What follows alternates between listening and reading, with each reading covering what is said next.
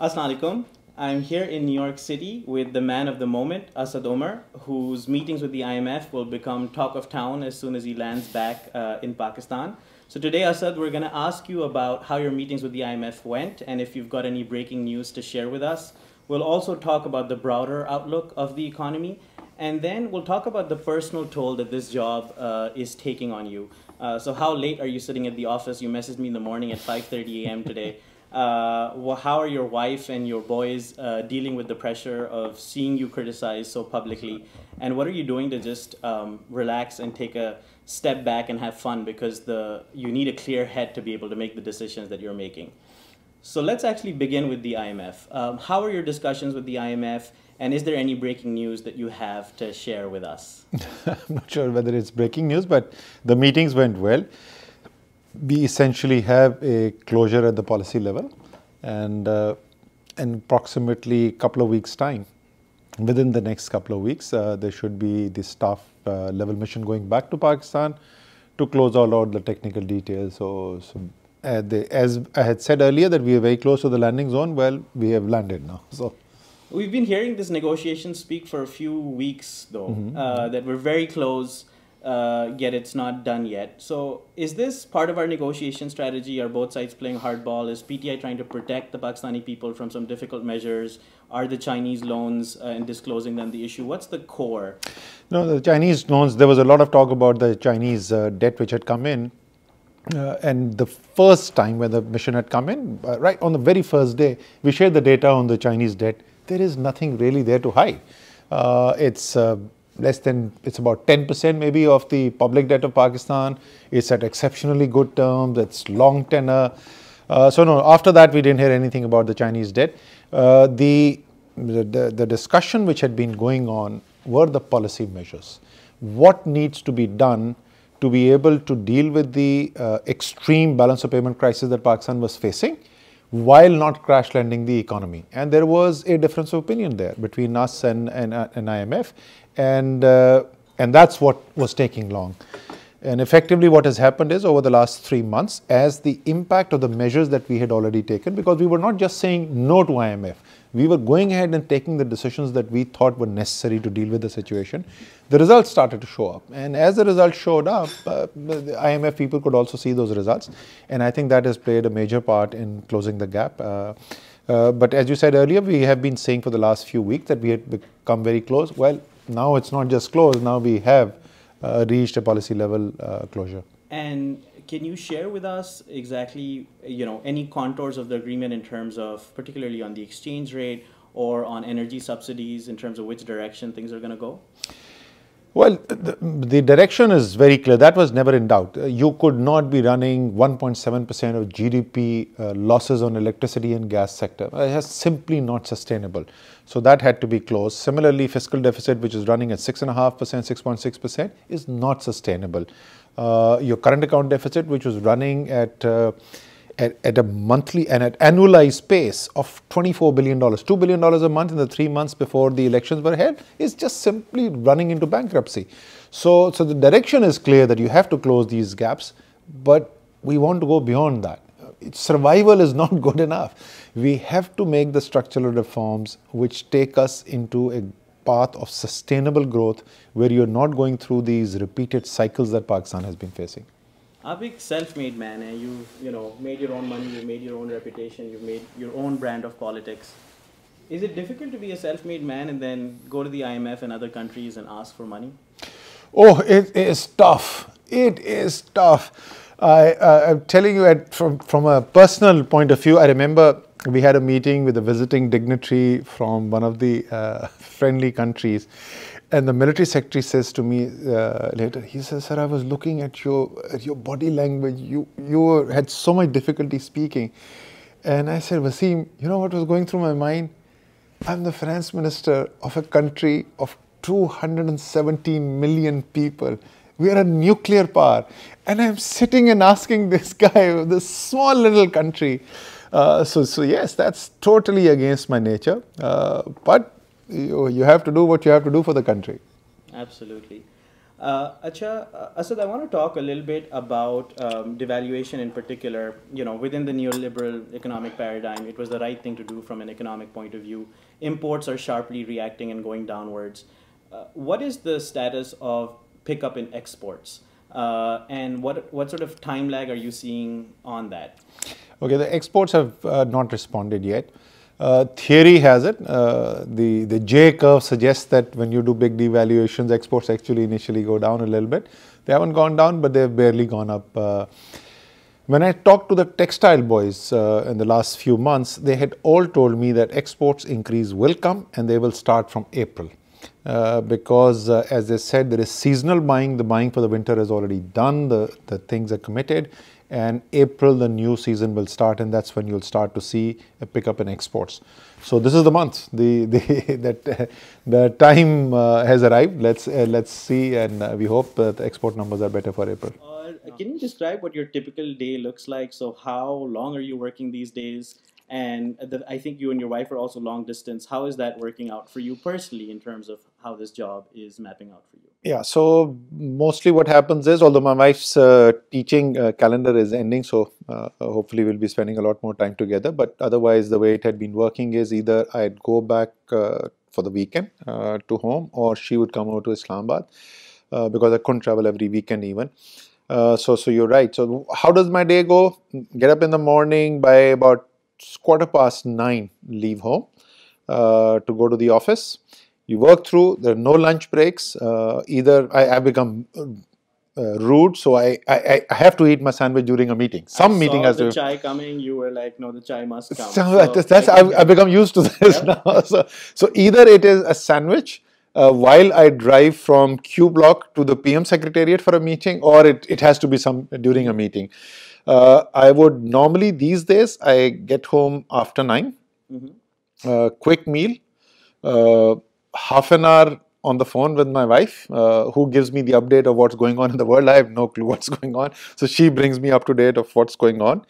And then back to clearing all the messages which have accumulated during the day on the phone, because I haven't had the chance to look at it, or barely have a chance to look at it. So clearing all the messages, and then you basically just drop off to sleep.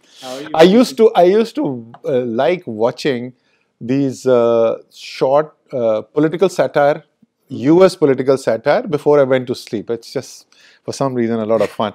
I don't even have time for that now. How are you keeping your head clear, making so many big decisions to come? It's okay. A number of people have commented. They come and meet me at 9 o'clock in the office, and they'll ask me, why the hell are you so fresh? I guess the magnitude of what you're dealing with, it's so substantial that by itself provides you energy.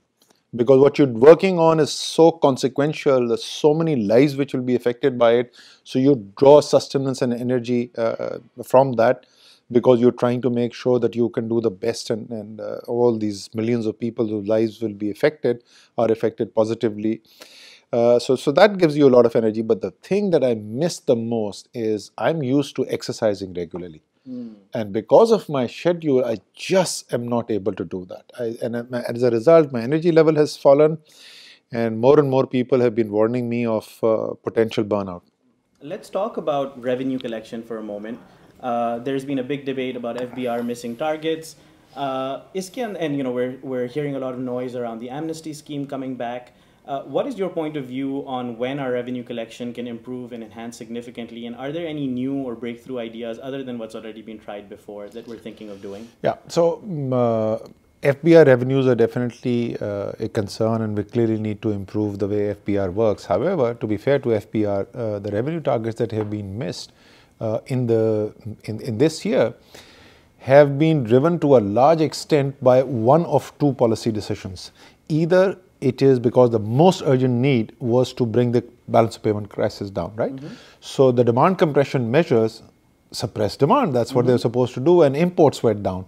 40% of Pakistan's revenue is import based. So when the imports shrunk, that had a negative impact. The second thing that happened was that because we were going through this adjustment problem, and because we feel passionately for the people of the country, especially those who are the most vulnerable, we mitigated some of the price increases that took place on oil, and the average tax structure on oil was reduced to reduce the impact of the increasing oil prices in the international market, and that by itself has had an impact of about 100 billion rupees. So a combination of these factors, but long term, what do we want to do? To make FBR a more effective machinery, a more professional machinery. Three broad areas. One, separation of policy from administration. Already done the legislation for that, tax policy unit being set up. Second, technology. That's where the answer is going to be. Technology will primarily help from preventing corruption or mismanagement. The good part is that we don't seem to have that at the top levels of the government. Or are you feeling that technology will actually help facilitate the taxpayers? So we believe that one of the reasons why the taxpayers are not paying, one of the reasons is because it isn't easy. And therefore making it simpler will increase the compliance level also. So the other thing is that the more the technology gets used for payment systems in the country, the more documented the economy is going to become. Are you diagnosing the problem accurately though here, which is to say that the simplification is the challenge versus saying that there's no political will and culture of tax paying? That's why I emphasize one of the reasons. Okay. And I'd already said this to you, that one of the uses of technology that we want to make is by identifying the sectors and the individuals. So just to give you specifics of what we've done, we've shared the data that FBR had. Nadra had a lot of data about individuals. So between these two databases, we have a lot of information about all Pakistanis. So what they're going to start receiving in the next few weeks, they're going to get a letter from FBR, which is going to say, gentleman or lady, this is your lifestyle. You took so many business class trips outside Pakistan. You own these cars. These are the properties that you have bought. And by the way, this is all the tax that you have paid. So what's going on? Given this context, आपको क्या लगता है कि बुनियादी मसला अभी economic management में क्या है? Is it the fact that it's a new team, we're still getting experienced? Is it the fact that Pakistan's core problems were that bad and will take time to get out? Or is it the fact that the political communication and messaging, the fact that expectations itni high thi and we're not able to deliver on them immediately, is the source of the problem? What is the core challenge that you face? Is it political or is it economic? No. At the economic level, obviously, Pakistan has currently gone through these problems. I mean, no economy or no country goes to IMF for a program unless there is dire stress, right? The fact that this will be the 13th IMF program in 30 years means there is something drastically wrong with the economy and persistently so.